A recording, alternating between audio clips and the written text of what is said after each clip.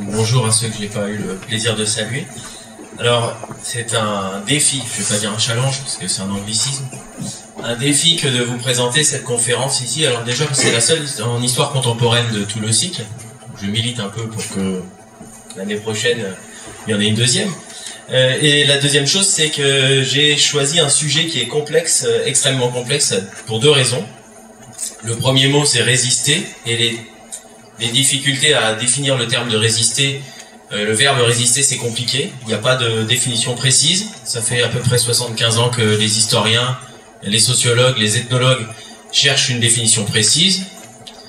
Et la deuxième, c'est le valois. Et le valois, c'est pareil, ses limites sont extrêmement floues, voire élastiques selon les périodes. Alors proposer résister en valois, c'est compliqué puisque il y a ces notions de limite, de sujet. Et puis il y a également le fait que quand on parle du valois, on pense pas à la période contemporaine, on pense certainement plus à l'Ancien Régime, à la période médiévale, et on a bien raison. Donc ici, on a 75 ans en fait de recherches historiques qui sont en jeu. Ça fait 75 ans qu'on fait l'histoire de la résistance. Alors on peut penser que tout a été fait, tout a été dit.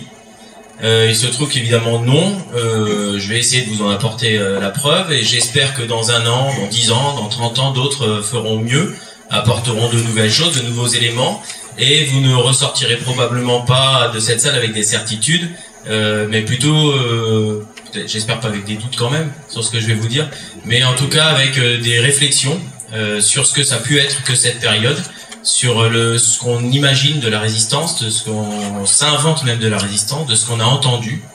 Et la difficulté, c'est qu'il faut, pour l'historien, complètement dépassionner le sujet, c'est-à-dire oublier qu'on est petit-fils de résistant ou pas, qu'on est du Valois ou pas, qu'on a entendu qu'il s'était passé ceci, et puis finalement, en vérifiant d'après les sources, c'est absolument pas comme ça que ça s'est passé.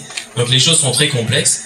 Et puis parfois, certains d'entre vous sont venus entendre des choses et ils vont peut-être pas les entendre cet après-midi, j'allais dire ce soir, cet après-midi. Donc vous me direz, vous, si vous avez aussi des éléments qui sont soit contradictoires, soit complémentaires de ce que je vais pouvoir vous proposer. Alors 75 ans d'histoire de la résistance, c'est très compliqué, tout simplement parce qu'au début, dès 1945, la résistance a commencé par essayer de chercher sa légitimation. Au bout de 4 ans de clandestinité, elle a cherché sa place. Les résistants ont cherché leur place dans la reconstruction politique de la France, dans la reconstruction aussi de la mémoire. Il faut pas oublier que c'est 75 ans pendant lesquels on a eu de moins en moins de témoins, c'est tout à fait logique. Aujourd'hui, les jeunes de 42-43 vont être centenaires.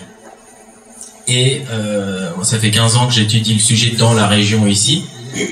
Et c'est vrai qu'au début, quand j'ai commencé, les jeunes avaient entendu parler dans leur famille de la résistance, de Seconde Guerre mondiale en règle générale, et de la résistance en particulier. Donc c'était encore quelques discussions familiales. Aujourd'hui, le premier lien qu'ils ont avec la Seconde Guerre mondiale, ce sont les jeux en ligne.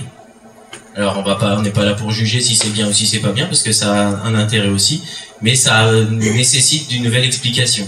Et puis il y a une génération qui n'a pas beaucoup entendu parler de cette période-là, puisqu'on n'en parlait pas. C'est la génération intermédiaire, des gens qui sont fils ou filles de résistants, de déportés ou autres, parce que c'est pas non plus une majorité de personnes.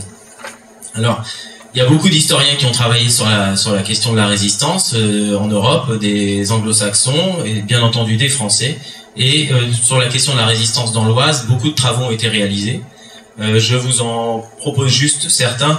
Alors les deux plus récents qui vraiment sont, on va pas dire des bibles, mais l'histoire de la résistance, le dictionnaire historique de la résistance. Donc les deux qui sont à gauche, ici sont vraiment des choses très intéressantes. Ce sont des pavés, par contre ce sont des dictionnaires. Ce sont pas des romans à lire de la page 1 à la dernière, mais bien sûr juste des bases qui permettent de se renseigner, de feuilleter à droite à gauche. Et puis pour le reste, c'est plus local. Il y a le livre qui est de l'irremplaçable Jean-Pierre Besse, l'Oise, septembre 40, septembre 44. Et puis des travaux scientifiques qui ont eu lieu, des colloques, des journées d'études, et des témoignages réalisés, donc écrits soit par des témoins proches, soit par la NACRE par exemple, les associations d'anciens combattants de la résistance, et par des témoins eux-mêmes, comme j'ai mis ici pour être local, le livre de Gabriel Bellard, dit Lolo Bellard, je t'avais bien défendu d'y aller. Donc il y a des choses dans chacun de ces ouvrages qui m'ont servi, et d'autres qui sont totalement remises en cause. sans remettre la totalité à jamais. Il faut jamais remettre toute la totalité en cause, mais en tout cas, il y a des choses qui sont intéressantes et complémentaires. Alors, résister, c'est donc une définition extrêmement complexe. On va le découvrir ensemble. Les dates sont extrêmement complexes aussi. Il n'y a pas une chronologie claire de la résistance avec un début le 18 juin 40 à Londres et une fin avec la libération de Paris. C'est pas aussi simple que ça. Cette chronologie, elle est assez floue, donc c'est pour ça que j'ai choisi plutôt d'évoquer l'hiver 43 plutôt que le 12 février. C'est pour ça que on va s'arrêter également avec la libération du Valois, puisqu'à partir du moment où je vous propose de réfléchir à résister en Valois, à partir du moment où les événements vont se déplacer hors du Valois, on va considérer qu'il n'y a plus à résister. Donc ce sera une autre période. Et enfin les lieux, quelles sont les limites que l'on peut proposer pour ce sujet? Eh bien, globalement, c'est le plateau du Valois-Mulcien, qui se limite avec la forêt d'Ermenonville à l'ouest et Senlis, le pays de Senlis, la forêt d'Alat, on ira jusqu'à Verberie, on pourrait débattre d'aller plus loin ou moins loin. La forêt de Compiègne, essentiellement, c'est la lisière sud et la partie qui va de Verberie jusqu'à on va dire Morienval et V, par exemple, donc la vallée de l'Automne. La forêt de Ré, Villers-Cotterêts, Coyolles, par exemple, sont aussi très intéressants pour nous, jusqu'à la vallée de l'Ourcq. Et puis après, c'est la Seine-et-Marne, et on verra qu'il y a une vraie frontière, pour le coup, entre les deux territoires. Et puis les flèches que vous avez là, qui sont représentées, ce sont des grands axes de communication, qui sont extrêmement structurants pour le territoire aujourd'hui.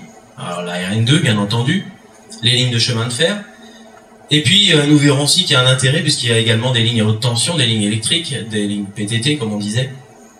Et puis, on a le train, on a la RN2 qui a toujours eu à travers l'histoire un sens important pour notre territoire. Et en fait, toute cette géographie a une grande importance.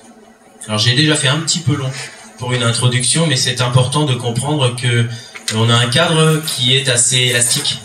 Et je m'étais dit pourquoi pas proposer au cours de cette conférence une cartographie de la résistance.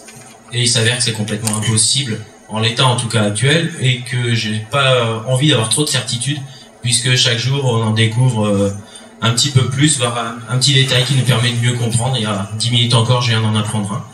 Donc on verra si on peut être certain de tout ce que l'on dit. Alors j'utiliserai parfois le conditionnel.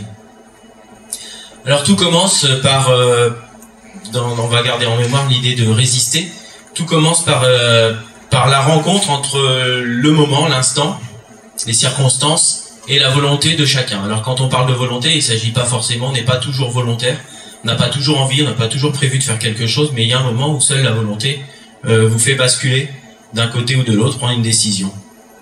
Alors, dans cette première partie, il s'agit de la période 1940-1941, bien sûr. Alors là, la chronologie est claire, ça commence avec justement cette guerre éclair et cette défaite de l'armée française à l'été 1940, au mois de juin 1940. Ça commence avec l'invasion qui est déclenchée le 10 mai du côté de Sedan, et dans les combats un mois plus tard ont lieu dans le Valois. Alors ils ne sont pas mentionnés sur la plupart des histoires de la France en 1940, mais ces combats, et il faut savoir que comme en septembre 1914, on est les derniers obstacles avant Paris.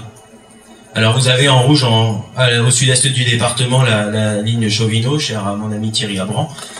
Cette zone de défense de Paris qui est sur notre territoire du Valois. Et cette fois-ci, il n'y a pas de miracle de la Marne, les Allemands passent et défilent sur les Champs-Élysées à partir du 14 juin 1940. Alors ça veut dire aussi que notre Valois est en proie à une vraie sidération.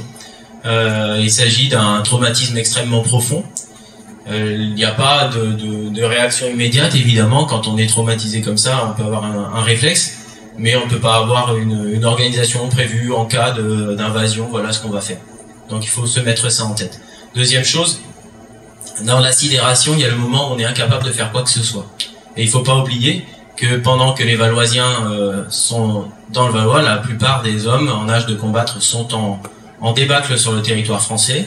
Certains, on ne sait absolument pas où ils sont. Il ne faut pas oublier non plus les dizaines de milliers de morts au combat en mai-juin 1940, qu'on a trop tendance à oublier, et les 1 850 000 prisonniers qui partent pour l'Allemagne, vers les stalags pour 4 à 5 ans. Donc il reste qui? Il reste une population qui est pour la plupart partie. Il reste quelques vieux dans les villages, quelques personnes qui en sont restées à tout prix, et tous les autres vont faire que le voyage inverse, vont revenir après un exode, dont je vous passerai les péripéties, mais quand on revient et qu'on découvre Nanteuil ou Crépy bombardé, la sidération est absolument totale. Alors, c'est le moment de ce qu'on va appeler la résilience, en langage en psychologie, c'est essayer de se reconstruire après un traumatisme. Alors c'est ce qui se passe, il y a deux possibilités bien entendu. Les événements commandent. Le premier événement important, c'est la prise de pouvoir par le maréchal Pétain, qui veut mettre en place une révolution nationale, c'est-à-dire qu'il commence par dire dès le 20 juin, donc il est nommé chef du gouvernement le 17 juin, et le 20 juin, il dit que clairement, en demandant l'armistice, que ce sont les profiteurs qui ont failli.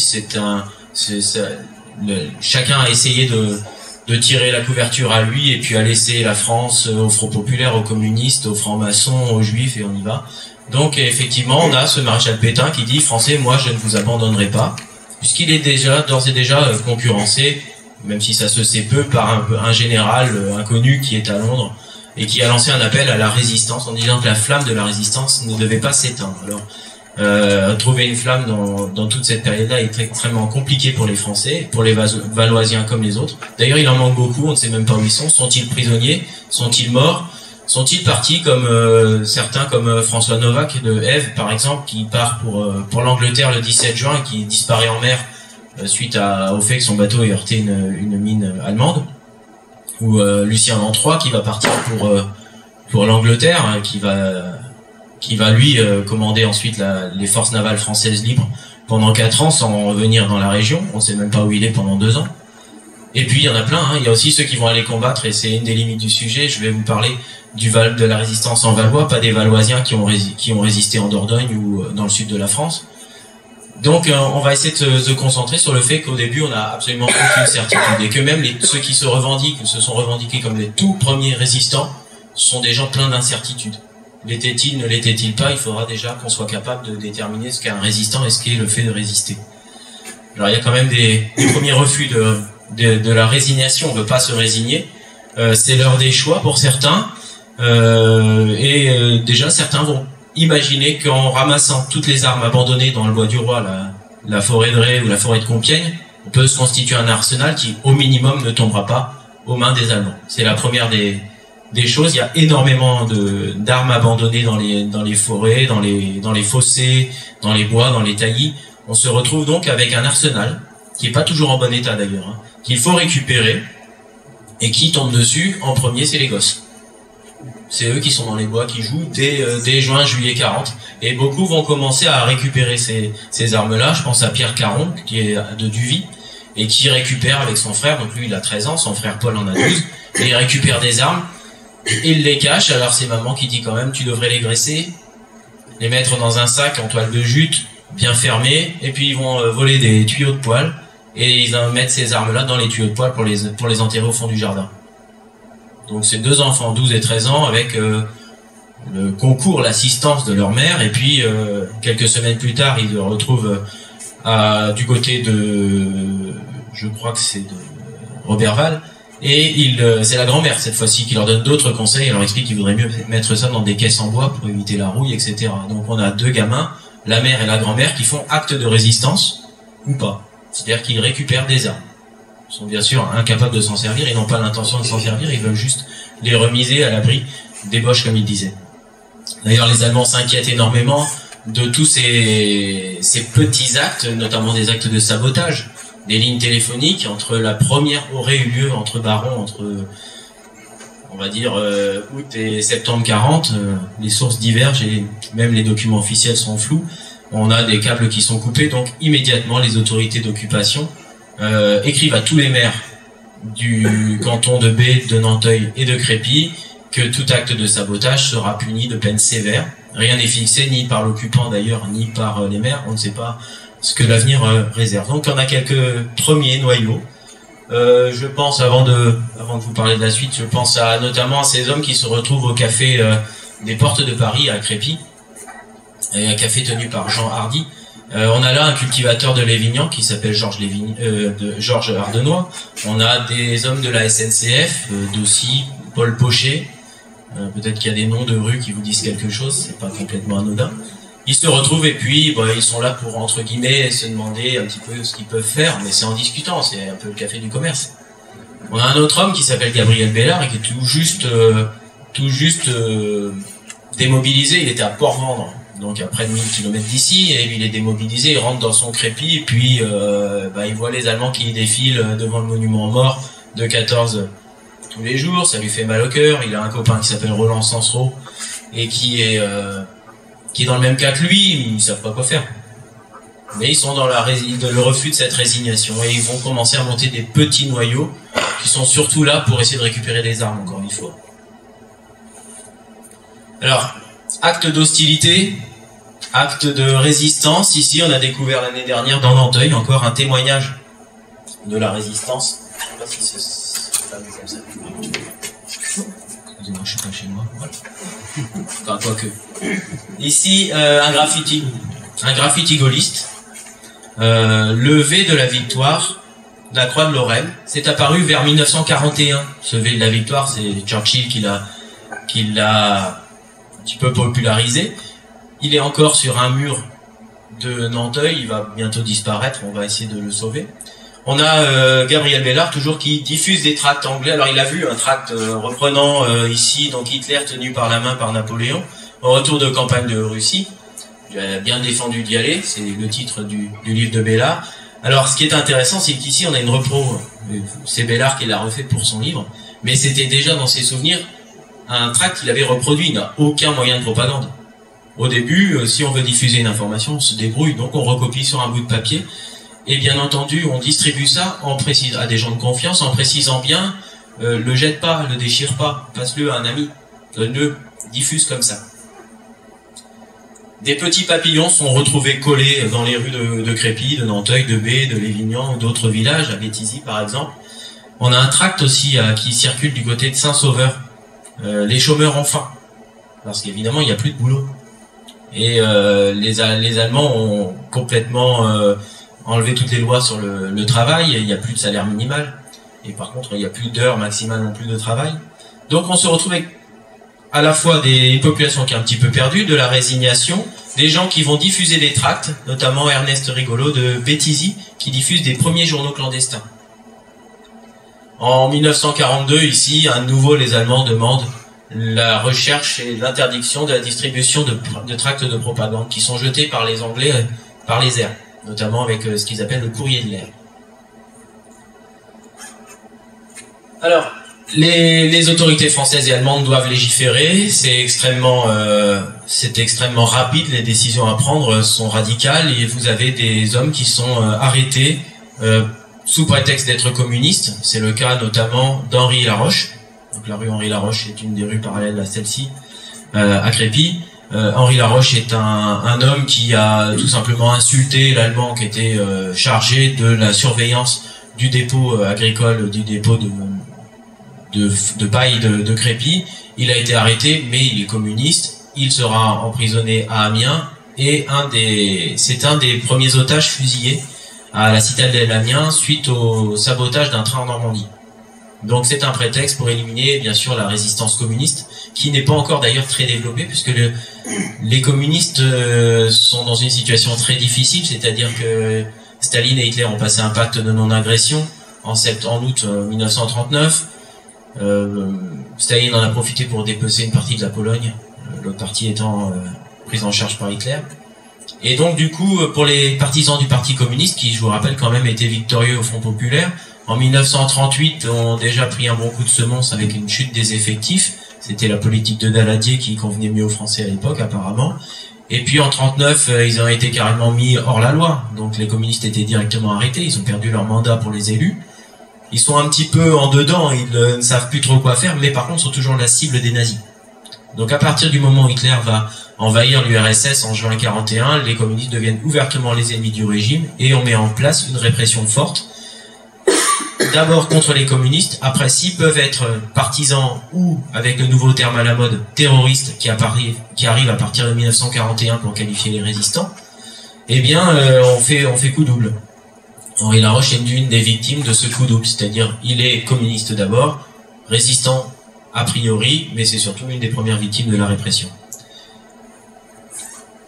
Alors, à partir de 1941 et surtout jusqu'en 42, on est dans une phase d'organisation et de structuration de la résistance. Au début, ce sont des actes individuels, des actes isolés, on fait un petit quelque chose, on essaye surtout d'influencer son entourage ou de donner des informations qu'on aurait entendues sur le cours de la guerre, par exemple, et les premières victoires des Alliés. Alors, quelle est la situation? Alors la situation, c'est déjà que tout est inventé. Il n'y a pas de plan, en cas de défaite, le pays va s'organiser comme ceci ou comme cela. Il n'y a absolument aucun plan, tout est inventé avant de pouvoir passer à l'action. Alors l'horizon pour les résistants, hein, dans tous les documents, dans tous les témoignages que l'on ait, c'est le débarquement. Alors vous en connaissez la date, pas eux. Donc ça c'est vraiment quelque chose qu'il faut bien comprendre, c'est pas parce que nous on connaît la fin de l'histoire que la connaissait. On imagine que ce débarquement aura lieu en 42. Il faut bien 2 ans pour que les Alliés puissent s'organiser. Et puis 42, c'est aussi le débarquement à Dieppe, des Canadiens, qui a un très très fort écho, mais ils sont rejetés à la mer par les Allemands. Ça a un écho incroyable. 42, c'est aussi le débarquement en Afrique du Nord des Américains qui viennent entrer dans la guerre. C'est aussi la résistance à Stalingrad. Donc 42, ça paraissait bien comme date. Alors, ça c'est en France occupée.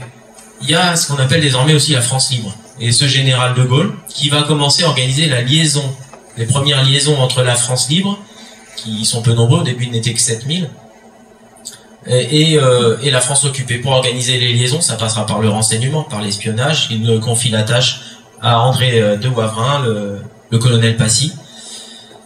Et bien sûr, son meilleur ennemi à de Gaulle, c'est Churchill. Il avait dit que la croix la plus lourde qu'il avait eu à porter pendant la guerre, c'était la croix de Lorraine.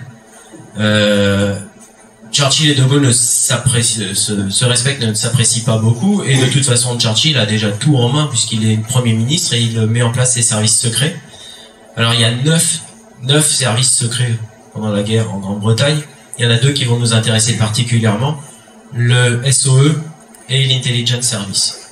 Alors pourquoi je commence par ça? C'est un petit peu complexe, tout simplement pour vous dire que c'est les seuls qui étaient capables d'organiser un petit peu à grande échelle. Pour tous les autres sur le terrain, il est complètement impossible d'envisager une action à long terme.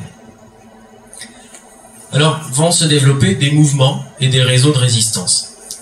Alors, les définitions que vous avez ici sont celles du journaliste et historien ancien résistant Claude Bourdet, qui détermine les mouvements de résistance, et c'est assez juste, comme tout ce qui va s'agir, tout ce qui consiste à sensibiliser et organiser la population pour l'influencer. Donc c'est vraiment des mouvements de fond, des mouvements politiques. Donc le terme de mouvement est bien choisi parce que c'est long, c'est lent. Par contre, c'est extrêmement politisé. Les réseaux, c'est autre chose. Les réseaux, c'est vraiment des organisations très fines, très précises, des organisations de renseignement. Ils ont un travail militaire de sabotage, par exemple, de renseignement. Beaucoup vont, et notamment dans notre région, être chargés de l'évasion des aviateurs, des prisonniers. Il y a des prisonniers qui s'évadent dès 40 et qui se retrouvent dans notre région ici. Et bien sûr des aviateurs qui vont tomber sur le Valois. Donc 2 choses, le mouvement d'abord c'est vraiment très global, très profond, très bien organisé avec des têtes pensantes, des intellectuels, des hommes politiques issus des anciens partis, des syndicats. Et puis les réseaux c'est le terrain, mais l'un et l'autre sont indispensables. Alors les réseaux de la résistance sont en lien avec la France libre et les services britanniques, parfois les deux. C'est pour ça que je vous ai parlé de la différence entre De Gaulle et Churchill juste avant.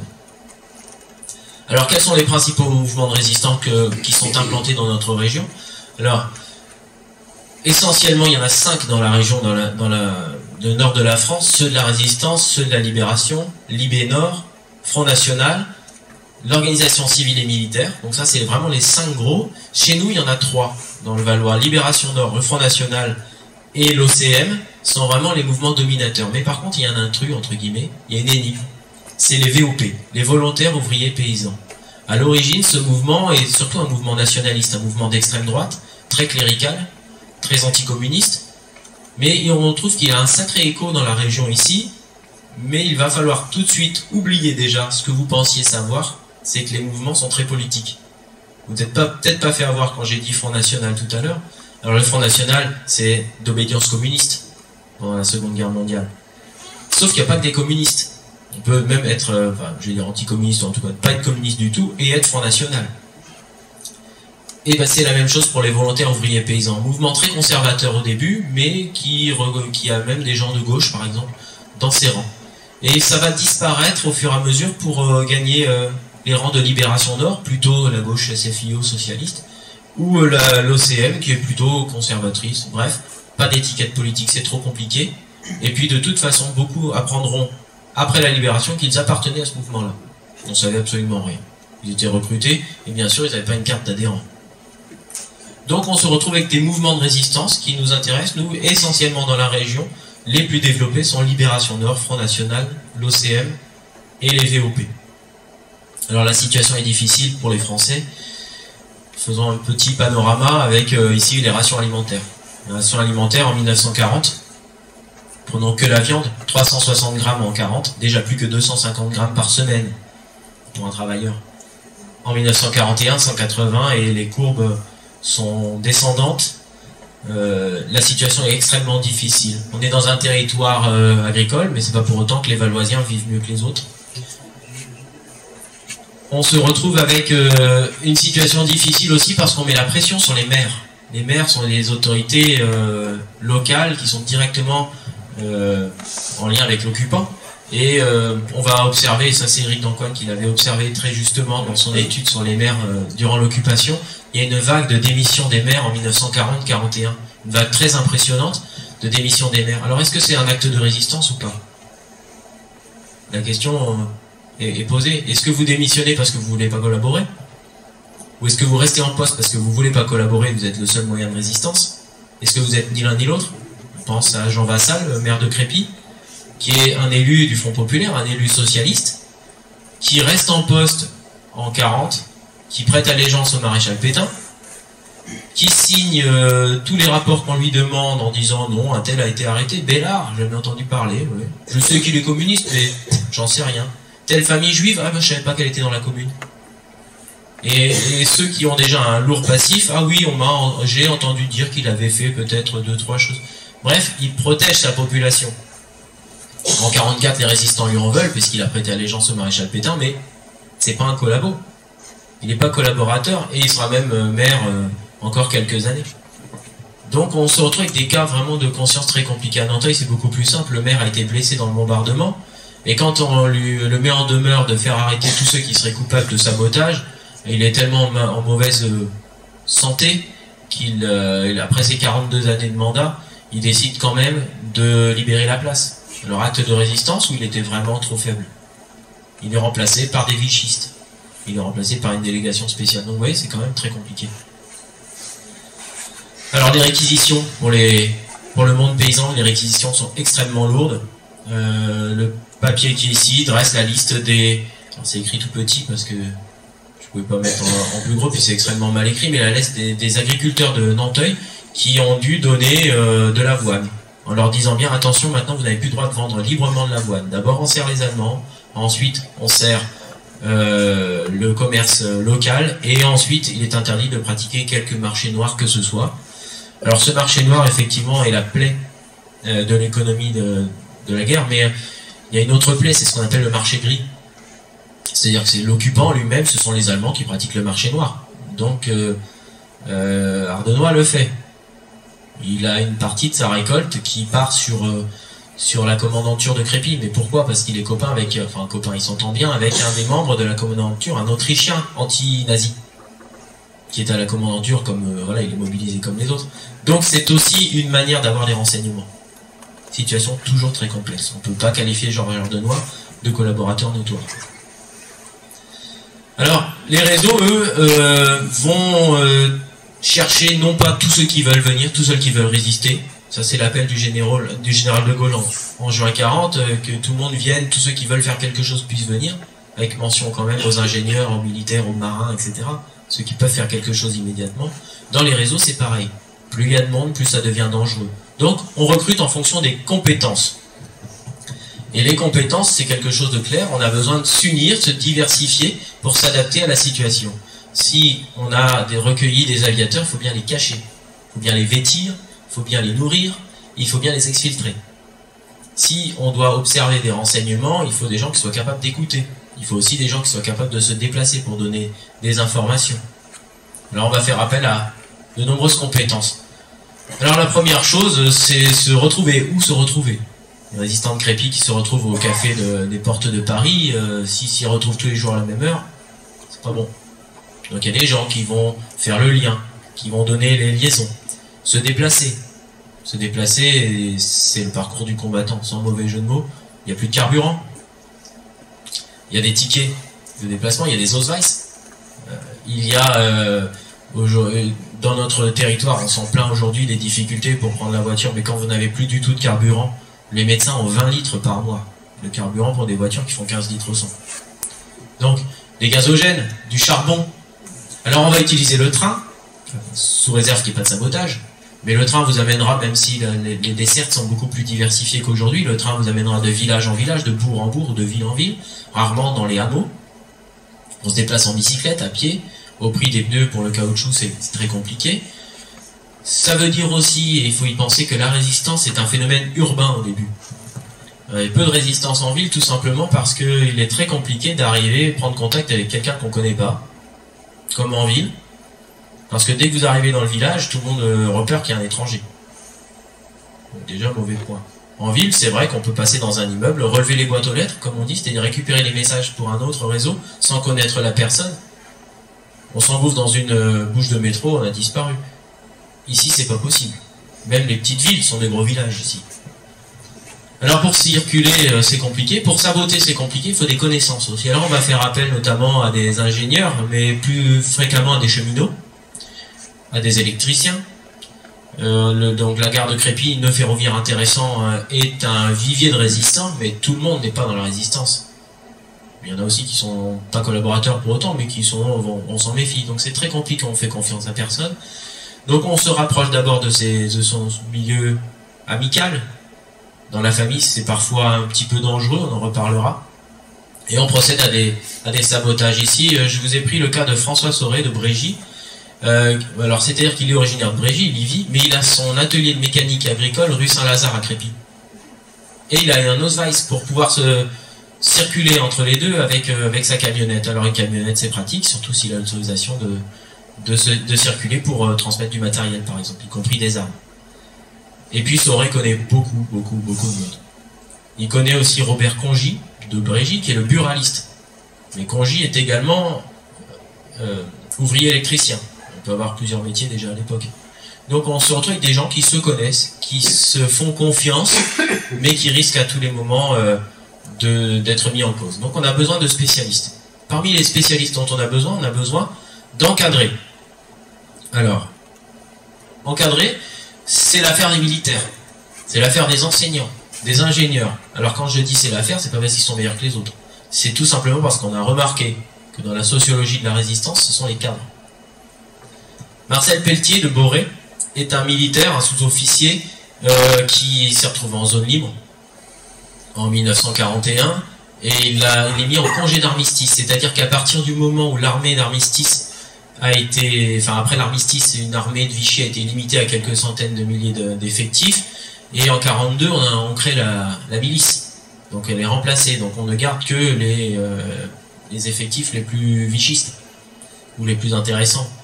Et puis lui, il se retrouve en Auvergne, il a une petite fille, et il revient à Boré puisqu'il a perdu son emploi de militaire. La zone sud de toute façon vient d'être envahie en novembre 1942. Il revient à Boré.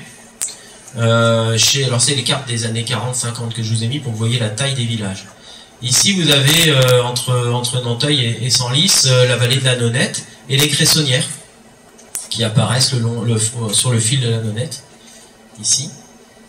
Alors, le fils d'Arsène Pelletier, qui est le garde des rivières, en fait, des Cressonnières du coin, de la Nonette, donc il peut se déplacer pas mal. Arsène Pelletier confie la mission de garde de rivière à son fils Marcel, qui n'avait plus d'emploi, qui a une petite fille à charge. Mais Arsène Pelletier est pétainiste, ancien combattant, il fait confiance au maréchal, et puis il n'est pas en bonne entente avec sa belle-fille, sa jeune belle-fille, la femme de Marcel Pelletier, qui est Lorraine d'origine, qui est germanophone, qui est jeune, donc ça se passe pas bien à la maison. Hors de question pour cet ancien militaire de confier à son père Arsène qu'il est dans la résistance.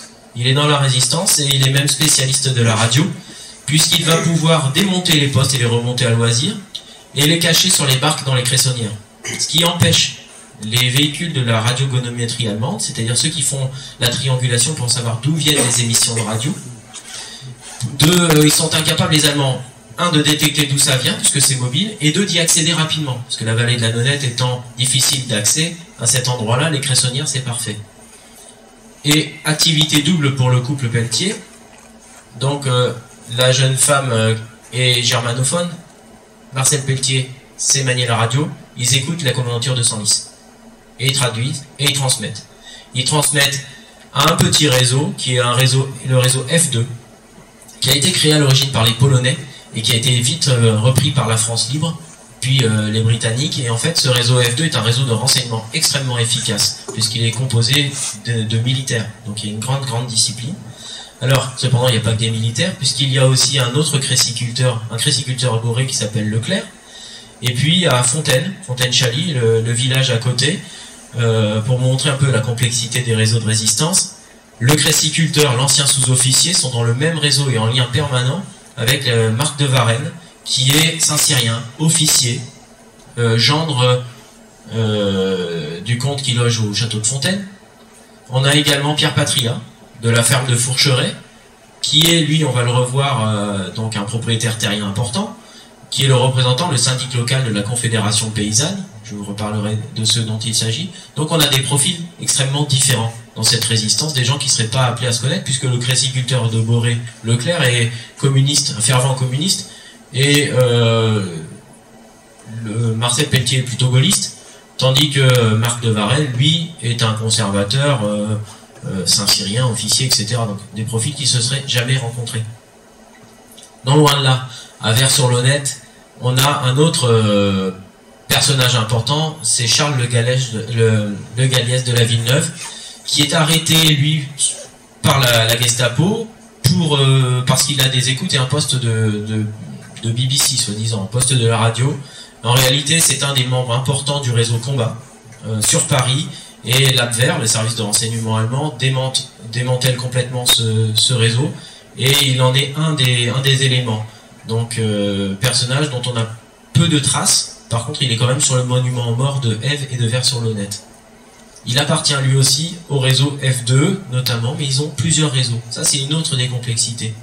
Vous pouvez avoir une personne qui appartient à un réseau et à un mouvement, ou à deux réseaux, on appelle ça la double appartenance, ou qui rend service à l'un, qui est plus actif dans l'autre, mais qui est reconnu que par le premier. Donc c'est extrêmement compliqué et il n'y a pas de vérité là-dessus. Même dans les dossiers d'anciens combattants, au contraire, puisque quand il a fallu demander des médailles, des droits, des reconnaissances, des pensions, des dossiers ont été faits à la chaîne, parfois sans même vraiment complètement vérifier, où il y a eu bien sûr des petits arrangements. Donc Marcel Pelletier, réseau F2. Pas loin de là, Senlis, l'OCM, l'abbé Amiot d'Inville.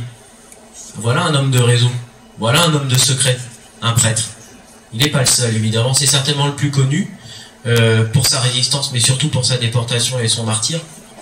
L'abbé Amiot d'Inville, comme l'abbé de Ivors, le curé d'Ivors, ou celui de Poursonne, ont œuvré dans la résistance, ainsi que celui de la Croix-Saint-Ouen, qui a été arrêté, puisqu'il avait professé en chair un dimanche contre les Allemands.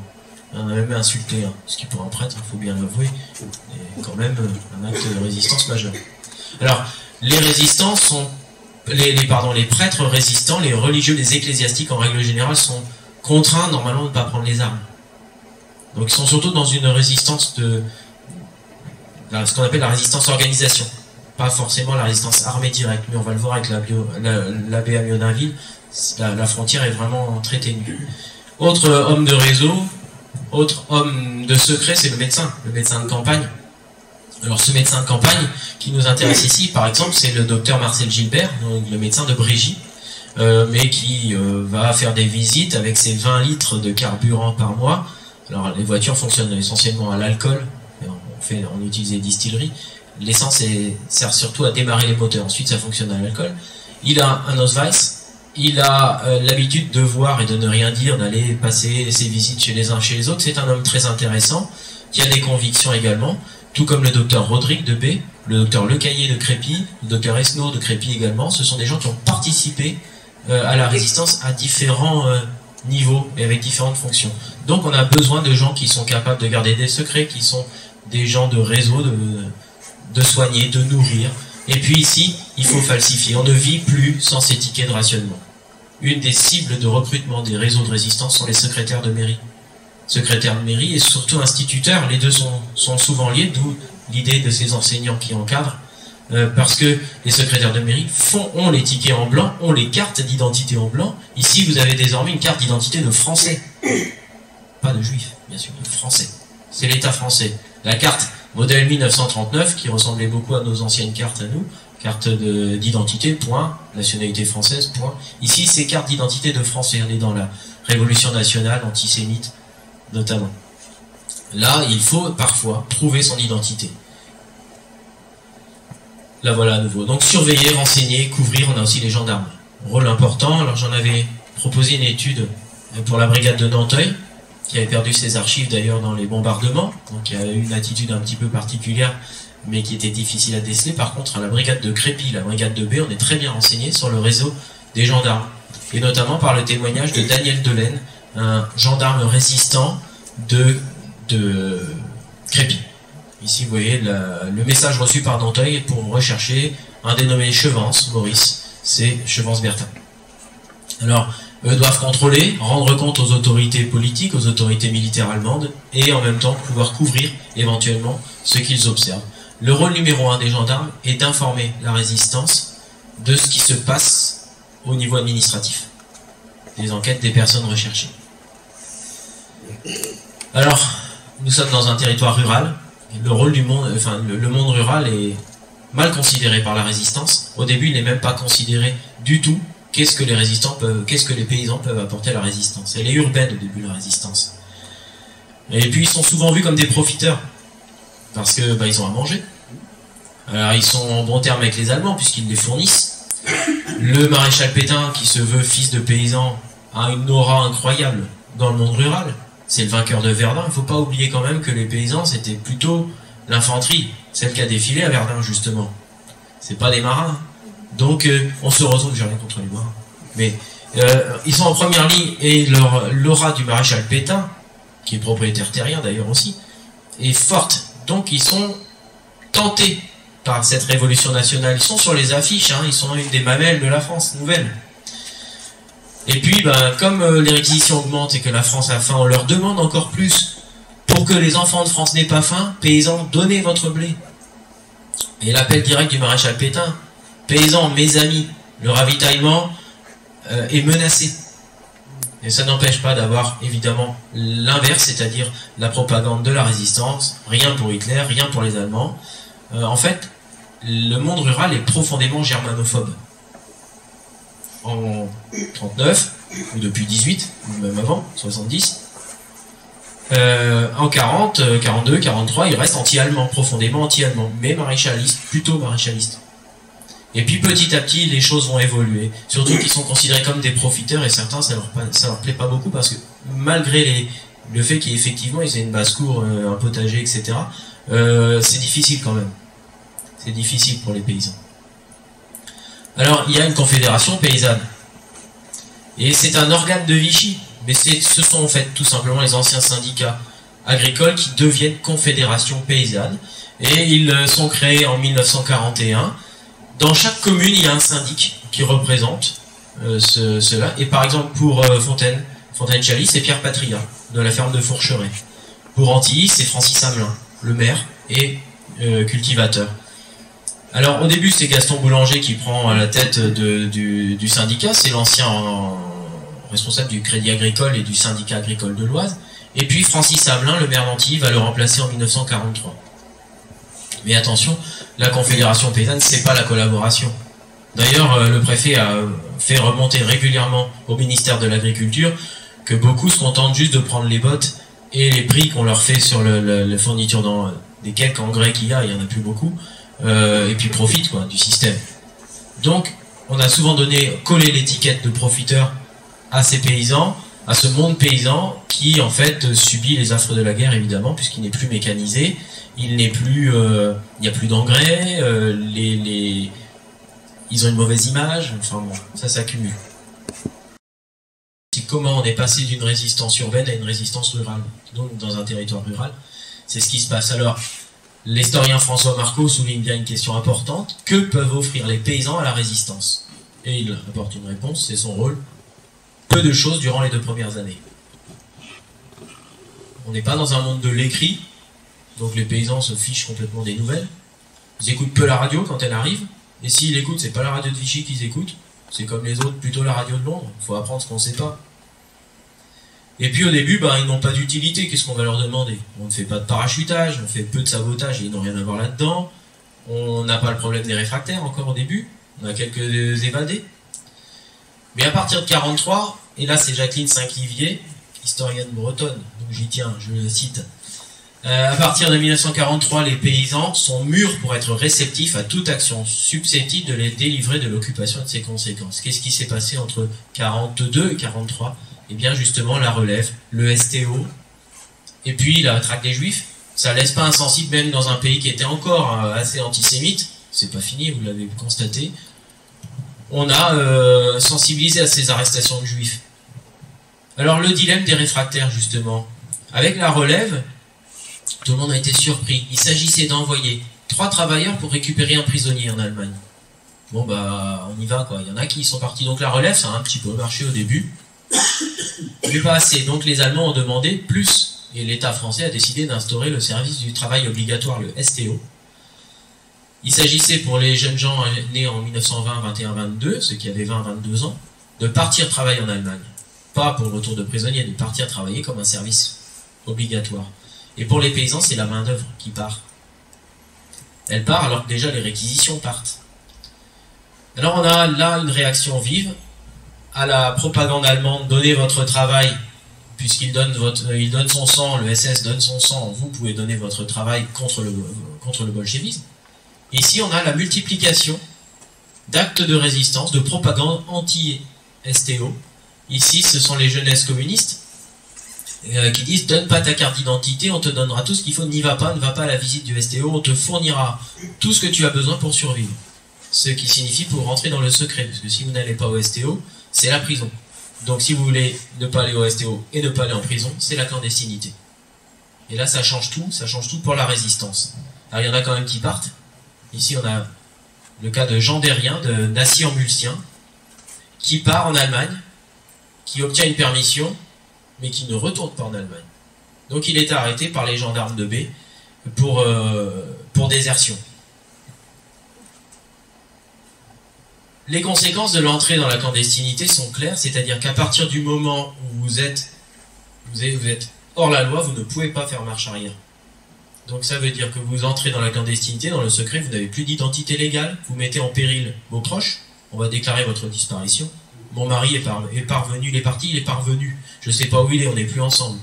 Ça c'est ce que va dire Geneviève Ardenois de son mari Georges qui prendra le maquis en fin 42, début 43. En réalité, bien sûr, elle lui apporte à manger tous les jours dans les bois de Lévignan. La clandestinité, c'est ne pas pouvoir accéder non plus au ticket de rationnement. Donc il faut fournir tout ça, il faut contourner tout ça. Donc c'est la résistance qui va prendre ça en charge. Alors l'action clandestine. À partir de 1942, on va entrer dans la partie un petit peu plus active. On a des FTPF, les francs-tireurs partisans, qui ne sont pas des communistes à tous les coups. C'est beaucoup plus compliqué que ça, je vous l'ai dit. Les FTP, ce sont des combattants qui sont parfois d'obédience communiste, mais pas seulement. Et notamment, plus à partir de 1943. C'est beaucoup plus large que ça. C'est beaucoup de propagande pour les jeunesses communistes. Lolo Bellard en parle dans son livre, et il rencontre la responsable départementale des jeunesses communistes. C'est une jeune femme de 21 ans, Claudine Petit, surnommée Michel. Et il la rencontre à la sucrerie de Borin, il la rencontre à Crépy, il la rencontre à Boissy-Frénois, à plusieurs reprises pour mettre en place toute la propagande, leur expliquer comment ils doivent s'organiser, par groupe de 3. Pour pas être démasqué, on ne doit connaître que son chef, pas ses camarades.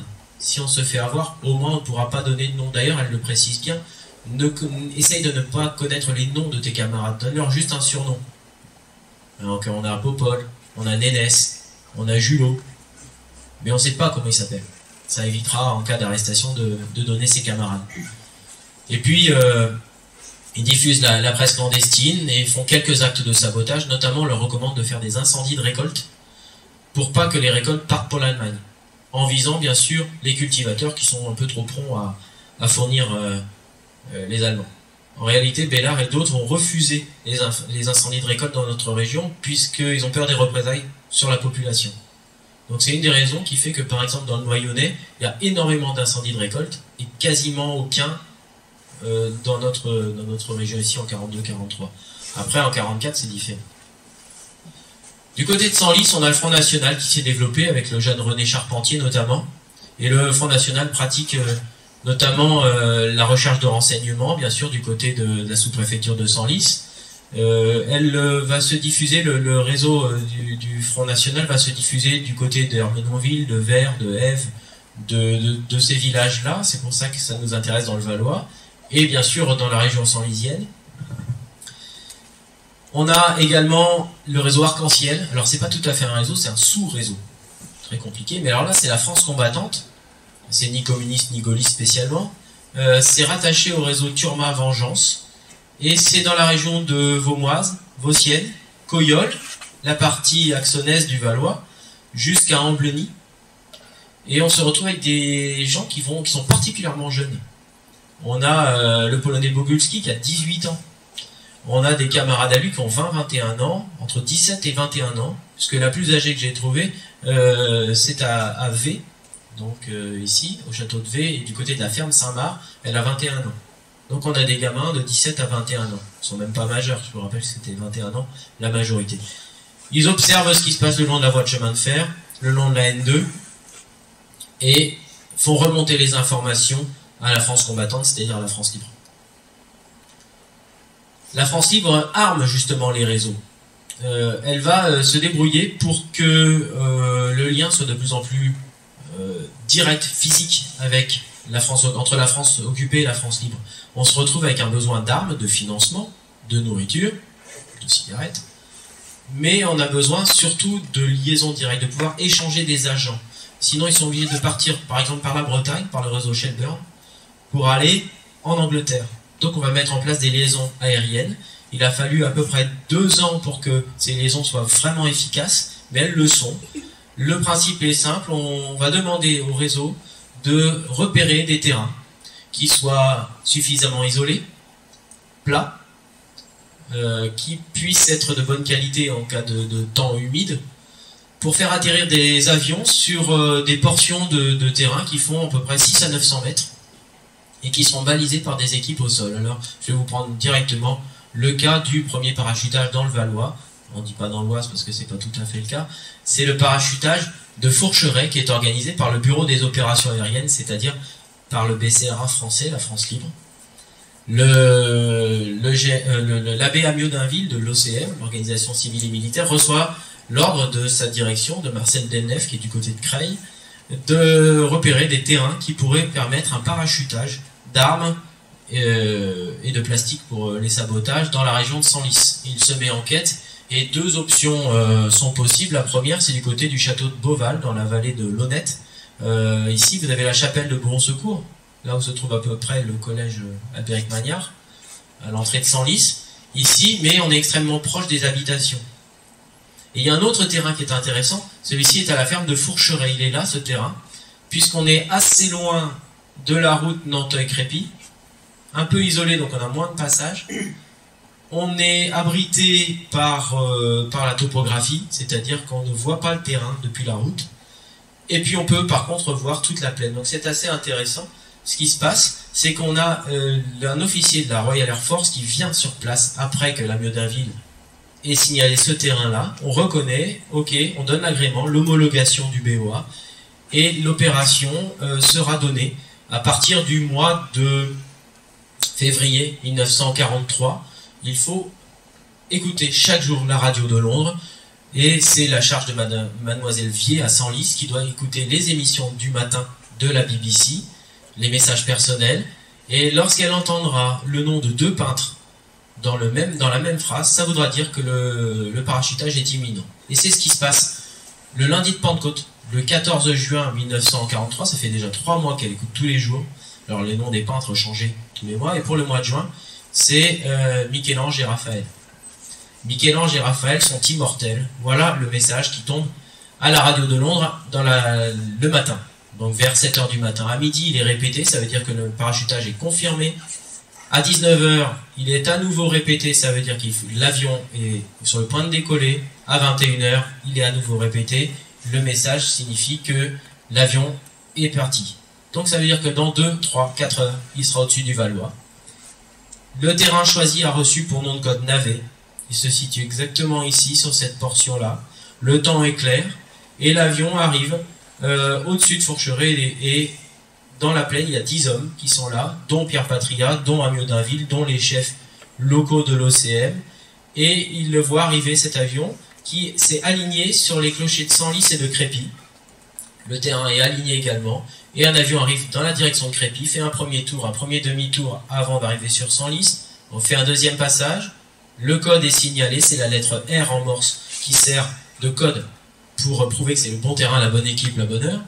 Et il largue 7 containers parachutés, donc dans le champ près de Fourcheré. Ces hommes-là avaient prévu leur coup, ils sont partis de Senlis, de chez l'Amiot d'Inville, vers 22h, heure du couvre-feu, avec un ballon de football. Au cas où ils se fassent contrôler, arrêter par une patrouille, ils avaient prévu de prendre prétexte de revenir d'une partie de football ensemble et d'être tombés en panne. Donc, tout est prévu, tout se passe bien. En arrivant à Montépillois, ils laissent un premier homme en sentinelle au-dessus de la route de Nanteuil, un deuxième sur le chemin qui mène à Montépillois, et ils attendent, et ils assistent curieux à des sangliers qui vont complètement bouleverser le terrain. Et ils laissent faire. Pierre Patria, cultivateur, laisse les sangliers faire dans son terrain. Alors, on a notamment de l'avoine. Bon, bref, c'est pas une bonne chose, sauf qu'il a une idée derrière la tête. C'est qu'avec les conteneurs qui seront parachutés, on verra les marques du parachutage. Donc autant laisser les sangliers faire, ça fera une couverture. Donc ils ont servi aussi la résistance. Alors, finalement, les armes sont cachées dans un des hangars de Fourcheré, dans les meules de foin. Ils en ont jusqu'à 4h du matin. Et ils retournent chacun chez eux, tranquillement. Ils sont laissés à l'entrée de Senlis, là, dans l'esplanade des monuments, peu à peu près 150-200 mètres chacun, et chacun rentre dans ses foyers. Le lendemain, à 8h du matin, Pierre Patria est devant chez Amiot d'Inville. Les Allemands cherchent le parachutage. Un 8e conteneur est tombé à 1,5 km plus loin. Et un ouvrier agricole polonais de Boré a signalé la découverte à la commandanture. Il y avait un poste émetteur à l'intérieur. C'est le 8e parachute tombé plus loin, que les hommes d'Amiot d'Inville n'ont pas trouvé. Alors il décide immédiatement, pour ne pas mettre en péril la famille Patria, de déplacer les armes, et elle se sera déplacée près du château de Beauval à Senlis. Donc les armes ne restent pas longtemps. Cependant, le lendemain matin, on apprend également que les responsables de l'OCM viennent chercher l'inventaire. C'est une obligation de dire combien d'armes on a eu et de dire où elles sont cachées, pour éviter justement que ça devienne la guérilla. Amiot d'Inville refuse de donner et l'inventaire et la cache. À ce moment-là, on le prévient qu'il va être sanctionné par Londres directement pour indiscipline devant l'ennemi. Finalement, il cède. Il faut savoir que les armes qui sont parachutées là ne sont pas à destination des résistants locaux. Il s'agit d'un arrangement. 10% des armes vont à des réseaux de la région parisienne. Tout simplement pour pouvoir, bien sûr, fournir équitablement la résistance, mais surtout éviter que la région parisienne utilise le territoire de l'Oise pour des parachutages sauvages. Et donc mettre en péril les équipes locales. Donc il y a une mutualisation des efforts. Amiot d'Inville va céder finalement. Les armes seront livrées lorsqu'il sera arrêté, puisqu'il pour sauver la vie de 50 otages, il va donner la cache d'armes. Alors, il y a de nombreux parachutages. Ici, vous voyez, la région de Crépy est une des régions dans lesquelles il y a plus de parachutage pour alimenter les réseaux locaux, organisés par le Bureau des opérations aériennes. Alors, le terrain Navet, on vient d'en parler. Le terrain d'Oie, qui est le terrain qui se trouve près de Mermont, donc au-dessus de Feigneux. Ici, on est à Russy-Bémont et ici à Boissy-Frénois. Il y aurait eu aussi à Bouillancy, mais je vais vous en parler.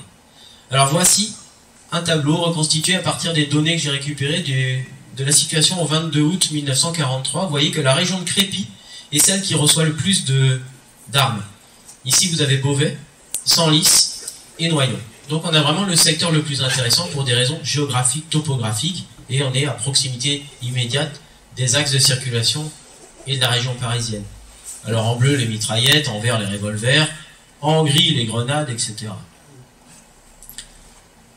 Un autre parachutage a lieu le même jour que Fourcheret. Fourcheret, il y avait pourtant une plaque dans laquelle il y a marqué que c'était le premier dans l'Oise. Il y en avait eu un autre déjà avant, dans l'Oise, près de Trichâteau. Mais en fait, il y en a un autre ici, tout simplement parce que c'est pas le même réseau. Ici, c'est les Britanniques du SOE qui alimentent. Et le même jour, suivant le même horaire, 7 minutes avant Fourcheret, des containers sont largués à Chanlieu. Donc Chanlieu, c'est ici. Donc ici, vous avez la vallée de l'Automne, Béthisy, Saint-Île, Saint-Sauveur, Chanlieu. Un autre parachutage d'armes, organisé cette fois-ci pour le groupe de Compiègne et un groupe de Béthisy.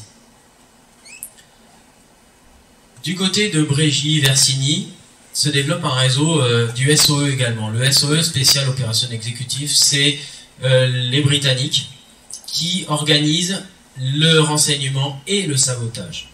Donc ils ont la double action. Et ils prennent contact, notamment Marcel Fox et Maurice Brown, alors Marcel Fox est un Anglais, qui parle extrêmement bien français, puisqu'il a même travaillé en France, il combat même dans l'armée française en 40-41 avant d'être fait prisonnier et de s'évader. Il rejoint l'Angleterre, il rencontre Maurice Brown, ils sont chargés de mettre en place le réseau Publican, sous le nom de code de Ernest. Donc Ernest, c'est toujours le nom du chef, le surnom du chef. Et Publican, c'est-à-dire celui qui est le bistrotier en anglais, celui qui tient le pub. Donc un nom, un prénom, et un nom de métier. Et ce réseau Ernest Publican se développe dans la région de la Seine-et-Marne et procède à un premier parachutage en juillet 43 près de Fontainebleau, dans la forêt de Fontainebleau. Même Churchill s'en vante. À la radio de la BBC, il dit « Nous, on est capable de parachuter des armes à 12 km de Paris. » Alors évidemment, ils s'en vantent, mais l'Abwehr aussi, les services de renseignement allemands, sont sur les dents. On va développer à Fontainebleau, dans le sud de la Seine-et-Marne, et dans le nord de ce département, des réseaux, et notamment ce réseau qui prend souche à Brégy. On retrouve l'incontournable François Sauret, on retrouve le bistrotier, buraliste, et employé d'électricité Robert Congy, le docteur Marcel Gilbert, et ces trois hommes se mettent en quête de terrain favorable pour un nouveau parachutage dans la région de Douai-la-Ramée, Brégy, Chèvreville, dans ce coin-là. Donc ils en trouvent un près de Bouillancy, et puis finalement c'est pas satisfaisant, puisque étant donné qu'il y a une forte opération des Alliés de bombardement dans la nuit de juin qui est prévue pour le bombardement, ces bombardements, la FLAC, la défense antiaérienne allemande, abat le bombardier qui est chargé du parachutage de Brégy. Donc c'est un échec, et puis le terrain n'apportait pas toutes les garanties. Il y a eu un premier passage d'un avion, et une autre fois, lors d'une deuxième tentative, où le sol reflétait trop, on voyait pas les équipes au sol, on n'était pas sûr du message, enfin c'était un petit peu litigieux. Donc François Sauret se met en quête d'un autre terrain, et il en trouve un près de Nanteuil, près du hameau de Droisel, mais côté Nanteuil, c'est pour ça que j'insiste sur Nanteuil. Ce terrain appartient à un grand propriétaire anglophobe. Il n'aime pas les Anglais. Donc il ne va pas travailler pour le SOE. Donc il faut trouver un autre territoire.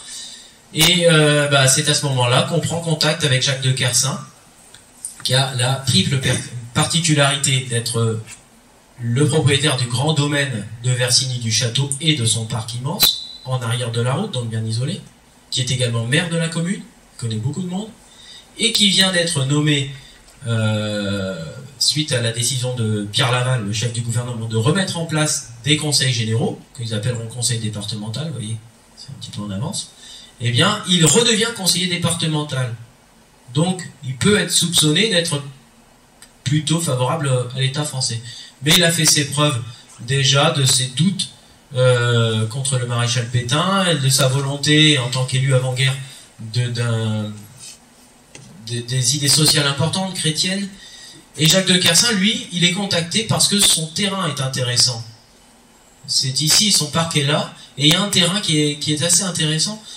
Et du coup, il est bien isolé, et on projette d'y faire des parachutages. Mais en fait, ce qui se passe, c'est que les parachutages sont annulés.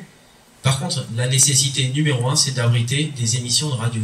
Donc on va utiliser le bois des Vignettes, notamment, qui est derrière le parc du château, pour abriter des émissions de radio. Mais on va aller beaucoup plus loin. Même là, j'ai une grosse pardon, et M.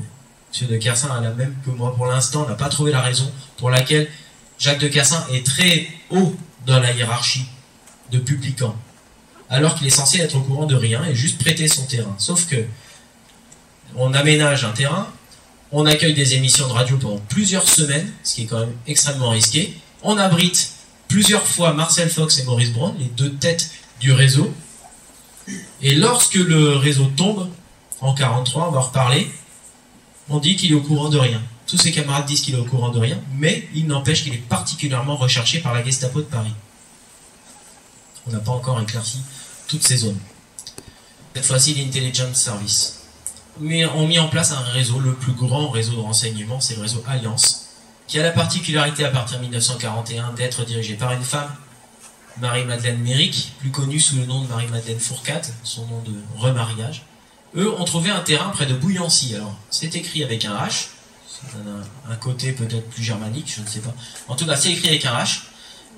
Là, le terrain de Bouillancy qui est utilisé à 4 reprises par Alliance pour cette fois-ci non plus des parachutages, mais des atterrissages enlèvements, que les Anglais appellent pick-up, des opérations qui sont avec un Lysander, un petit appareil qui atterrit sur une surface plutôt réduite et qui redécolle aussitôt. Donc il dépose des gens et repart avec d'autres gens, avec aussi du courrier et du matériel. On trouve un terrain dont les repérages sont ici, sur la route de Chèvreville et de Nanteuil. Sauf que Bouillancy ne se trouve pas sur la route de Chèvreville et de Nanteuil. C'est à l'opposé. Donc il y a probablement plusieurs terrains qui ont été utilisés, mais ici, vous voyez, tout est balisé, et il n'y a plus qu'à marquer, vérifier l'état du sol et contacter. Donc ça veut dire que on a fait le repérage, on envoie à Londres, on obtient la réponse de Londres, terrain homologué ou pas, exactement comme le font les Français.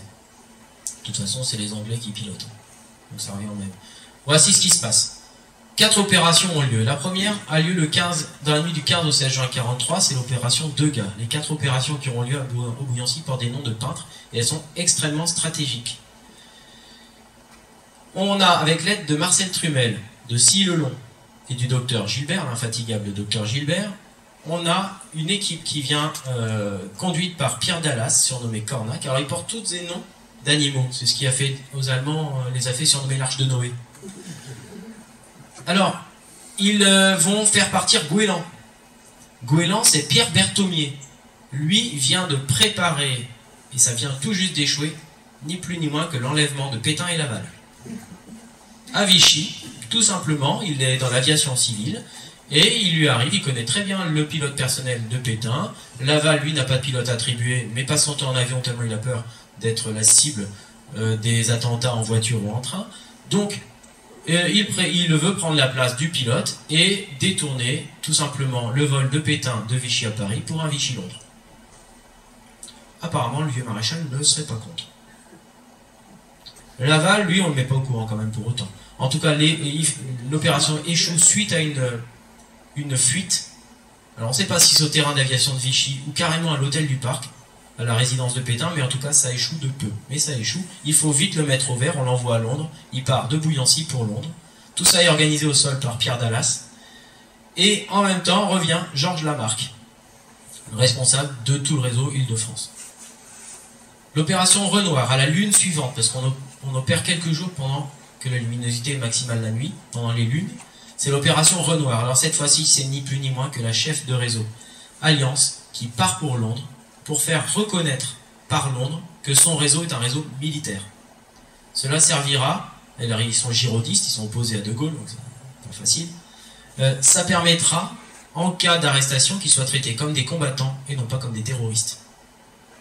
Mais pour cela, il faut la reconnaissance du général Giraud à Alger, il faut la reconnaissance de De Gaulle, il faut la reconnaissance de l'État français, etc. C'est très compliqué. Donc elle part pour négocier ça. Pendant ce temps-là, Lamarck revient de Londres. L'opération suivante, c'est le numéro 2, Léon Faye, dit Aigle, qui s'en va. Opération Dürer. Il s'en va, lui, pour organiser, justement, réorganiser complètement le réseau. Et enfin, l'opération Ingres, qui a lieu le 15 et 16 septembre 1943, retour de Léon Faye, et départ de Maurice de MacMahon, petit-fils du président MacMahon, duc de Magenta, mais surtout un des opposants principaux à Pétain, au sein même de l'État français. Il a essayé de monter une contre-armée d'armistice, il a essayé de monter des choses. Il s'est exilé en Suisse, et puis on l'a récupéré pour la résistance française, et il part pour Londres. Donc c'est pas n'importe qui non plus. Donc cette opération Ingres, par contre, est extrêmement mal organisée. Autant les premières l'étaient bien, et si j'avais 2 heures ou 3 heures, je vous la raconterai en détail, on la connaît bien, elle est passionnante. On connaît bien le rôle de Trumel et de Gilbert. Autant l'opération Ingres est extrêmement mal faite, elle est approximative, et elle échoue en plus à moitié, puisque dès que ces hommes-là reviennent, notamment Faye, ils sont arrêtés en gare de Ney-sous-Bois. Tout le réseau tombe. Tout le réseau Alliance tombe. Nous sommes en septembre 1943, et avec le réseau Alliance tombent également Trumel et Gilbert. Et là, c'est le début d'une forte répression. Mais je ne vais pas vous en parler tout de suite, juste en attendant, il faut continuer, pour les résistants locaux qui ne sont pas des grands mouvements, à entretenir l'illusion, l'opinion favorable à la résistance. C'est très compliqué. Alors on fait circuler une photo dans la région de Compiègne de ce fameux général de Gaulle, parce qu'on ne sait pas qui c'est. On l'entend à la radio, on ne voit pas forcément à quoi il ressemble. Donc on a retrouvé une photo où il est membre d'un état-major, on la diffuse dans toute la région compiègnoise, celle-ci vient de Béthisy. Les Britanniques continuent à larguer en français une propagande. Bellard et son groupe font des journaux clandestins ici, il s'appelle l'Aube. Et c'est un journal qui décrit la politique de Pétain, qui décrit la politique d'Hitler, du verbe décrier, pardon. Donc qui explique qu'il ne faut pas se fier à ce qu'on écoute à la radio, il faut écouter la radio de Londres. Le Front National d'obédience communiste a beaucoup plus de moyens et met en place, avec les presses notamment de l'Humanité, le Patriote de l'Oise. Bref, on a une intense contre-propagande. On est dans le renseignement. L'attente du débarquement est insoutenable. Ici, Roosevelt et Churchill ont mis en place le débarquement en Afrique du Nord. Mais pendant ce temps-là, les réfractaires sont de plus en plus nombreux. Et puis des hommes, des jeunes hommes, qui se cachent, à qui on donne des armes, ils attendent, ils s'impatientent, et ils prennent des risques. Alors on a une multiplication des actions dangereuses, violentes, pas toujours justifiables, des cambriolages, des agressions. Je suis sûr qu'on aura bien avancé sur la question de la sexualité dans la résistance, on verra qu'il y a aussi une période de recrudescence des viols. Ça c'est une question qui est taboue, y compris dans les armées d'occupation, les armées de libération, etc. C'est une période qui est très délicate. Ils sont en instance, ils ne savent pas de quoi ils attendent. Alors la résistance est décapitée, je vous l'ai un petit peu dit tout à l'heure, à partir de 1943. Jacques de Kersin est arrêté avec François Soré à la Toussaint, 1943. Le réseau Publican est tombé en septembre à Paris, et puis après les répercussions sont terribles. Trumel et Gilbert appartenaient aussi au réseau de Kersin et de Soré, ils étaient tombés avec Alliance.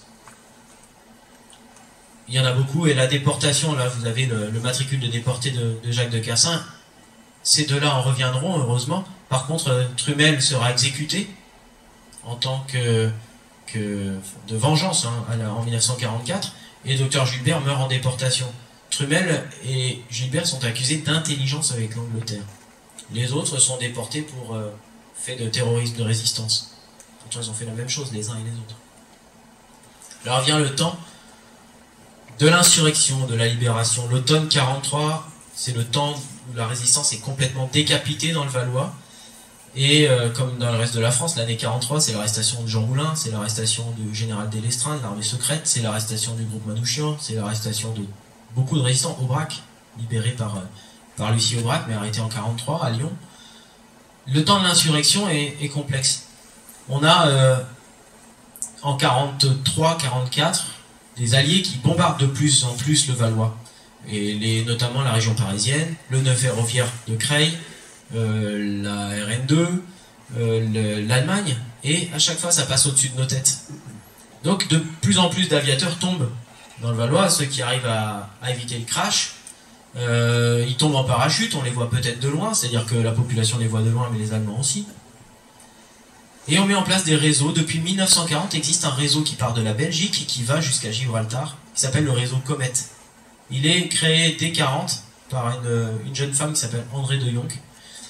Et en fait, l'abbé Amiodinville était en Belgique en 40 lorsqu'il est démobilisé. Quand il revient à Senlis, il met en place tout de suite un réseau d'évacuation d'aviateurs. Georges Ardenois est belge. Il n'est pas français. Enfin, si, il est français. Depuis mars 40, il est français. En fait, c'est un Belge et sa femme également. Et ils ont des contacts. Et ils font partie des helpers. Ceux qui aident le réseau Comet qui se met en place depuis la Belgique. Le principe c'est de récupérer un maximum d'aviateurs ou de prisonniers, si certains arrivent à quitter les stalags, et de les rapatrier à Paris. Et de Paris, par le train, direction Hendaye, on passe les Pyrénées, on traverse l'Espagne, direction Gibraltar, territoire britannique, et de Gibraltar, l'Angleterre. Donc, le réseau Comet est particulièrement bien développé dans notre région. Les crashs sont de plus en plus nombreux à partir d'octobre 43. Il y a le crash à Boissy-Frénois du B-17. Là, on avait 10 hommes à bord, il y en a 8 qui s'en sortent. Il y en a 7 qui sont pris en charge, 5 qui sont pris en charge par Comet, 1 qui tombe sur la frontière belge, c'est autre chose, et 2 qui sont faits prisonniers. Ils sont pris en charge par le groupe de Lévignan.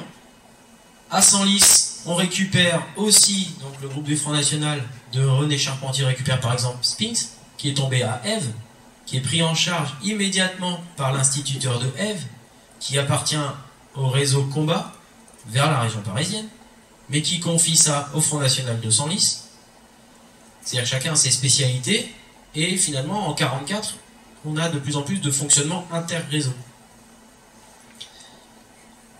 Le jeune... alors j'ai fait une faute, pardon, c'est CAN, André Quentin. 11 ans, il est là. Lui, il voit tomber des corolles, des parachutes au-dessus de son village de Neuchel, puisqu'il y a un bombardier qui s'écrase à Boursonne. Et parmi les aviateurs qui recueillent, lui et sa famille, donc au lieu d'aller prévenir les Allemands, il prévient sa famille, ce qui est déjà pas mal. Et la famille prévient les gens de confiance et il recueille. Tous les aviateurs sont recueillis. Et ils sont amenés de Boursonne à Béthisy-Saint-Martin. Donc il faut le faire quand même. C'est plus facile d'aller directement par exemple sur Senlis. De Béthisy-Saint-Martin, ils vont à la baraque à Orwy, aujourd'hui c'est la maison de retraite, où le couple Vestiel accueille les aviateurs. Ils sont en lien avec un autre réseau dont on n'a pas encore parlé, de FTP du côté de Néry. Et puis ensuite c'est Roberval, Senlis. On a un circuit comme ça qui les font tous revenir à peu près chez Marguerite Cognier à Senlis, qui s'occupe du secours national, c'est-à-dire de l'organisme de secours aux familles et aux prisonniers mis en place par Pétain. Mais en fait, elle recueille tout le monde, y compris des aviateurs qu'elle cache et qu'elle fait ensuite exfiltrer vers le 17e arrondissement de Paris, chez une dame qui s'appelle Madame Diximier, et qui, elle, attend l'information selon laquelle le groupe précédent est arrivé à la frontière pour faire partir le groupe suivant. Le réseau est extrêmement bien huilé, et ça fonctionne. Donc ici, les aviateurs qui ont été recueillis. Cependant, tous ne sont pas recueillis, il y en a qui ne s'en sortent pas dans le crash de leur avion, bien entendu. Ici, vous avez 7 aviateurs britanniques, canadiens et australiens qui sont enterrés en présence de la population à Feigneux. Leurs tombes sont ici, actuellement. Mais ça, c'est le clocher de Morienval. Pourquoi Morienval? Parce que des aviateurs australiens tombent à Morienval également. Le maire fait demander à ce qu'ils soient inhumés dans la commune. Les Allemands acceptent, c'est ce qui va plus vite. Par contre, pas de publicité. C'est-à-dire que ça doit se faire sans la présence de la population. Et la population est présente. Lorsque les aviateurs résident, ou séjournent, je ne sais pas comment on va dire, reposent, pardon, dans la mairie, dans une chambre funéraire, la population n'a pas le droit d'y accéder. Il ne faut pas rendre hommage au libérateur ou à l'ennemi, selon le côté dans lequel on se passe. Donc, c'est le 25 29 juin que tombent les aviateurs, et le 25 juillet, une messe est donnée, un office est donné dans l'abbaye de Morienval, dans l'abbatiale de Morienval, en hommage à ces victimes alliées. Acte de résistance ou pas? La population qui vient, qui ordonne qu'on fasse une messe. Le petit Quentin, là, acte de résistance ou pas résistance? La famille Prognier, acte de résistance ou solidarité? Alors, à partir de février 44, s'organisent les forces françaises de l'intérieur, les fameux FFI, qui ont d'ailleurs occulté après. Tout le monde a pensé que la résistance, c'était les FFI. Parce qu'ils ont organisé militairement la région. Nous, on se trouve dans la région, dans l'Oise ici, la région P1, c'est-à-dire rattachée à la région parisienne, pas du tout à l'Aisne ou à la Somme. Et on va organiser sous le commandement d'Amédée Bouquerel, qui sera ensuite sénateur du Compiègnois, notamment, des réseaux dans la région. Ernest Véry, le secrétaire de mairie de Lévignan, qui avait été contacté par Ardenois pour faire des faux papiers, finalement a mis le doigt dans l'engrenage. Il a dit quand il est arrivé en poste en octobre 40, jeune instituteur, moi je vais choisir Lévignan, parce que là-bas on doit bien manger. Sinon c'est Paris, crève de faim, ou Beauvais. On ne doit pas manger mieux qu'à Paris. Et il s'était juré de jamais avoir cette idée patriotique de résister à je ne sais quoi. Bref, il commence à faire des faux papiers. Puis, il va sur les terrains de parachutage de Russy-Bémont et de Feigneux. Il cache des armes. Il se retrouve adjoint de Bouquerel en 44. Il est nommé le 10 juin 44 chef du sous-secteur de Crépy-en-Valois. Alors qu'il avait promis de jamais mettre les doigts là-dedans. Encore une fois, les idées d'avant-guerre, on les oublie. Ce sont les nécessités qui font que l'on est porté vers la résistance. Dans le Valois, des maquis se développent. Alors il y a deux maquis qui se développent. Celui de Lévignan, je vous en ai un petit peu parlé, avec le bois du roi à la forêt de Ré, où on cache des hommes se cachent, des réfractaires, des aviateurs aussi. Les Ardenois vont récupérer jusqu'à 20 aviateurs. Les nourrir, les vêtir, les cacher, les exfiltrer. Je vous rappelle que c'est pas une mince affaire. Du côté de Néry, un maquis se développe. Le maquis de Bois-de-Lille, entre Saint-Sauveur, Néry et Béthisy également. On récupère les armes, on les ressort. Je vous ai parlé de ces jeunes gamins, Caron, Pierre et Paul Caron, qui à Duvy avaient caché des armes en 40. En juin 44, ils repartent à vélo, ils vont chercher les armes dans le jardin. Et ils les remontent au maquis. Elles ont servi à la libération. Alors ils avaient quand même, pour les transporter, des containers, enfin des tuyaux avec des tuyaux de poêle, avec des vélos, il faut y aller quand même. Donc ils avaient mis des cannes à pêche dedans pour faire croire qu'ils revenaient de la pêche. Bon, ça a été chaud quand même, mais ça s'est bien passé. L'usine d'allumettes de Saint-Yves. Milieu ouvrier, on a beaucoup de résistance qui s'y est développée. Et notamment le maquis de Néry a été beaucoup alimenté en juin 44, notamment par la paye. La paye des ouvriers est partie directement dans le maquis. Il faut dire que le chef du maquis, c'est un des ingénieurs, Sackstetter, il s'appelait, Charles Sackstetter, qui est devenu le chef, le commandant du maquis. C'est aussi lui qui avait fait disparaître toutes les listes de requis du STO, pour les ouvriers en âge d'aller au STO, les ouvriers de Saint-Yves. Et puis, chose plus curieuse, je ne vous parle pas des Valoisiens qui sont partis combattre à l'étranger, ou ailleurs en France, par contre je vais vous parler des étrangers qui ont combattu dans le Valois, qui ont résisté dans le Valois, et notamment des Soviétiques, des Tchèques, des Polonais. Qui combattent dans le maquis de Néry. Ici, vous avez une des rares photographies du maquis de Néry avec le drapeau russe, drapeau soviétique, pardon. Ici, des soviétiques et des Français, André Havy ou Marcel Cadot, ancien des brigades internationales.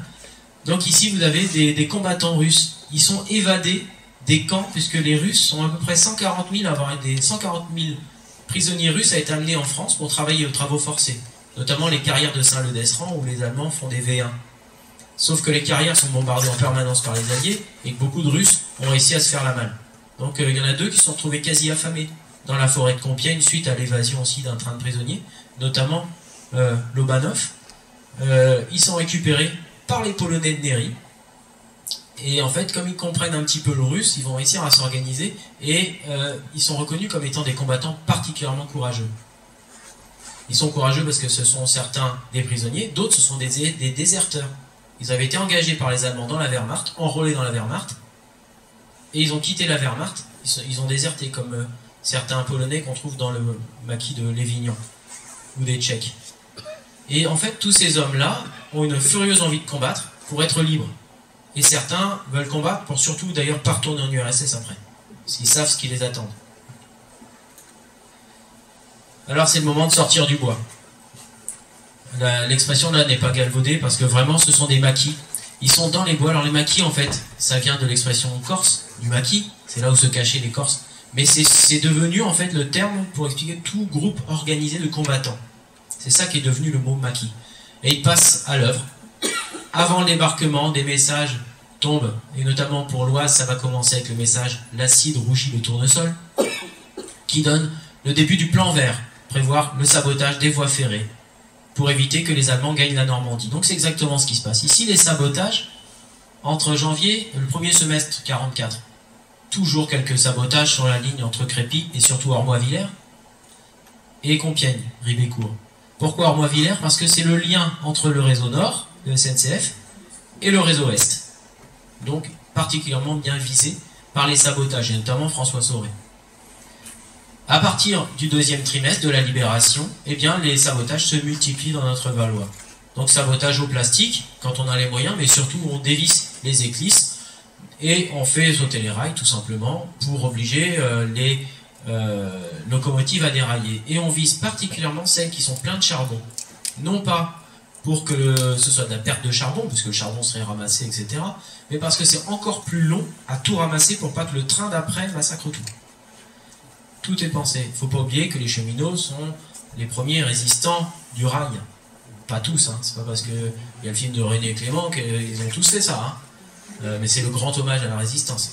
C'est pareil, tous les paysans ne sont pas collabos. Donc c'est la même chose. Les premiers actes de résistance, c'était de mettre de la limaille de fer dans les boîtes de graissage des locomotives. Et là, on passe à l'étape supérieure. Puis vient le plan bleu, on vise la ligne à haute tension, ici, la ligne donc Paris-Amiens. Donc nous, on est un petit peu à l'écart. Et ici, vous avez les sabotages des lignes téléphoniques. Donc en 44, ce sont les traits qui sont horizontaux ici. Ils se multiplient. Il y en avait quelques-uns, mais alors à partir de 44, il y en a tout le temps. Il faut que les communications des Allemands soient interrompues au plus vite. La libération est organisée par les Américains dans notre coin, avec un peu de Britanniques, mais chez nous, ce sont les Américains. Et le rôle des FFI est de les accompagner, c'est-à-dire de préparer le terrain, d'être là pour les avant-gardes, pour les accueillir, pour leur indiquer la direction. L'avant-garde américaine, ici, vous la voyez arriver à Mareuil. Et, alors, c'est tout petit, mais vous avez bien un FFI avec son brassard ici. C'était juste pour vous montrer, mais j'ai d'autres photos encore, hein, qu'il y a vraiment, alors, prenez le terme comme il faut, une collaboration entre les deux. FFI, résistance, d'un côté, et armée régulière, armée américaine notamment. Alors les combats sont vraiment importants. Les stèles que vous avez sur les résistants morts pour la France dans la région, ce sont ceux qui sont morts entre le 28 août et le 1er septembre. Pas avant. Avant, ils ont été déportés ou donnés à la Gestapo. Ils ne sont pas morts ici. Par contre, ici, vous avez, j'ai pris ceux de Lévignan, Alfred Talon, Marcel Redonnet, etc. Jean Redonnet, pardon. Voilà, vous en avez un petit peu partout dans nos rues. J'aurais pu prendre Gilocourt où on passe devant la stèle de Dumont, par exemple, dès qu'on est arrêté au feu. On la voit tout le temps. Et puis, ici, on a le moment où le Valois se libère.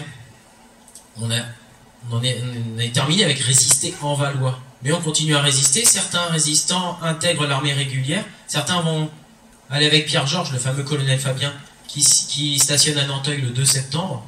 Et ils partent pour l'armée Rhin et Danube, l'armée du général de Lacre, libérer l'Allemagne. Et enfin, d'autres vont être amalgamés, c'est-à-dire les résistants vont partir avec les troupes régulières, américaines notamment, dans la poche de Dunkerque ou dans la poche de Saint-Nazaire. Et beaucoup vont y laisser la vie. Après, les résistants d'octobre 44 à mars 45, il y en a pas mal qui vont laisser des plumes.